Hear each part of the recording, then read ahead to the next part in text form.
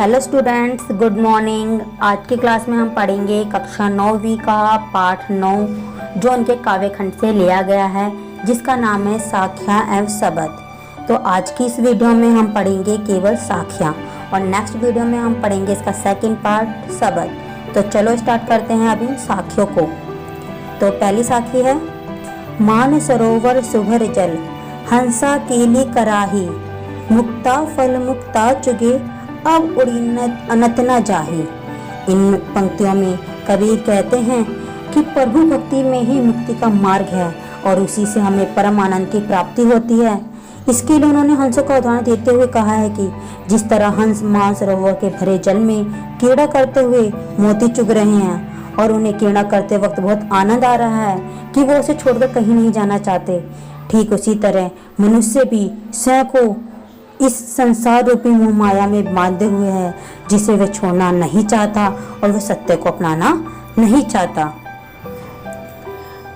Second साखी है, प्रेमी ढूंढते मैं फिरो प्रेमी मिले न कोई, प्रेमी को प्रेमी मिले सब विष अमृत होई। यहाँ कबीर का जो भी प्रेमी है वो सच्चेश्वर भक्त से है। इन पंक्तियों में कबीर कहते हैं कि मैं सच्चे ईश्वर भक्त को ढूंढता फिरा, लेकिन मुझे कोई भी सच्चा ईश्वर भक्त नहीं मिला।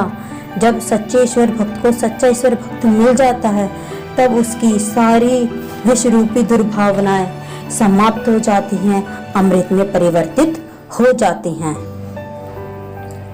हस्ती चढ़िए ज्ञान को सहज दुलीचा डारी, स्वर्ण रूप संसार है भूकन देजक मारी।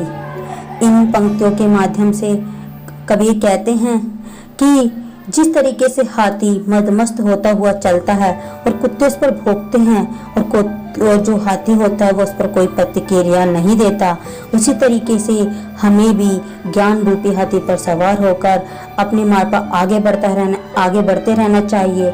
इस संसार रूपी कुत्ते की बातों पर हमें ध्यान नहीं देना चाहिए, उनकी निंदा वाली बातों पर हमें ध्यान नहीं देना चाहिए, अपने काम पर आगे बढ़ते रहना चाहिए। पखा पखी के कारणे सब जग रहा भुलान, निरपक होय के हरि भजे सोई संत सुजान। कबीर कहते हैं कि ये जो संसार है वो पक्ष विपक्ष करता हुआ आपस में लड़ रहा है, वह इस भूल भुलैया में इस प्रभु को भूल चुका है। अब वो कहते हैं कि जब हम निष्पक्ष होकर ईश्वर का भजन करेंगे तभी हमें सच्चे ज्ञान की प्राप्ति हो सकेगी, तभी हम सच्चे ईश्वर भक्ति को प्राप्त कर सकेंगे। हिंदू मुआ राम कहे मुसलमान खुदाई, कहे कबीर सो जीवता दूही के निकट ना जाए। हिंदू, इसमें कबीर कहते हैं कि हिंदू राम कहते हुए मर जाता है, मुसलमान खुदा रटते रटते मर जाता है, और कबीर कहते हैं कि केवल वही व्यक्ति जीता है जो इन दोनों के निकट नहीं जाता बल्कि सच्ची ईश्वर व्यक्ति को प्राप्त करता है। काबा फिरी काशी भया राम ही भया रहीम, मोट चून भी मेदा भया बैठी कबीरा जीम। इसमें काबा जो होता है वो मुसलमानों का पवित्र स्थान होता है और काशी हिंदू का पवित्र स्थान होता है। राम राम होते हैं, रहीम कि जब हम काबा को काशी समझे, राम को रहीम समझने लगेंगे, जब हम एक ही ईश्वर एक ही मंदिर को मानने लगेंगे तभी इस संसार का कल्याण हो सकता है। जैसे गेहूं को जब पीस कर आटा बनाया जाता है तब उसकी रोटी बनती है, तब वो खाने में अत्यंत स्वादिष्ट लगती है, उसी तरीके से हमारे को भी ये सारी भेदभाव की भावनाओं को एकता रूपी चक्की में पीस देना होगा, जिससे कि एक अच्छे समाज का, एक अच्छी नई भावना का विकास हो सके। ऊंचे कुल का जन्म मियाँ जे करने उच्च न होई, सुबरन कलश सुरा भरा साधु निंदा सोई।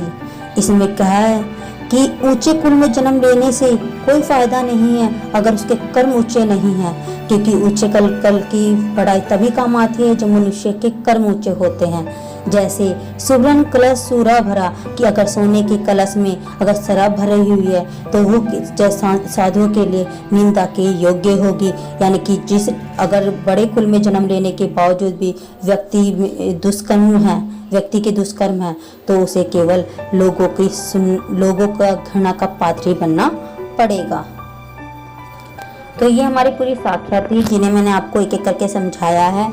आशा है आपको ये सारी साख्या अच्छे समझ आई होगी।